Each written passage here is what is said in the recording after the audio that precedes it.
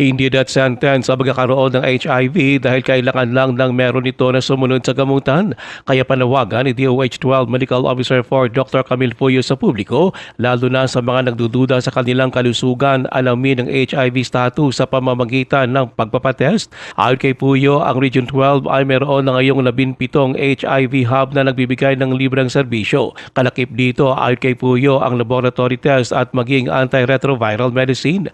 Ayon pa kay Puyo, bagamat hindi tuluyang nagagamot ang HIV, maaring maging undetectable ang viral load at hindi makakahawa ang isang pasyente. Ito ayon pa kay Puyo ay sa pamamagitan ng araw-araw na pag-inom ng antiretroviral medicine. Binigyan din pa ni Puyo ng HIV ay maaari lang makuha sa pamamagitan ng unprotected sex, placenta transfer sa panganganak at sharing of needles. We always try to make it available po sa inyo yung mga testing kit, yung mga gamot na available po sa ating mga treatment hubs. Lahat po yon libre at ibibigay po sa inyo. Ang hiling lang po namang namin is that uminom po tayo araw-araw ng ating mga gamot. Si DOH-12 Medical Officer 4 Dr. Camille Puyo. Ayon kay Puyo, abot na sa 4,032 HIV cases ang naitala sa Region 12 as of January 2025. Pinakamarami anya sa mga nagpositibo ay nasa working age group na 25 hanggang 34 years old at sumunod naman ang mga nasa 14 hanggang 24 years old.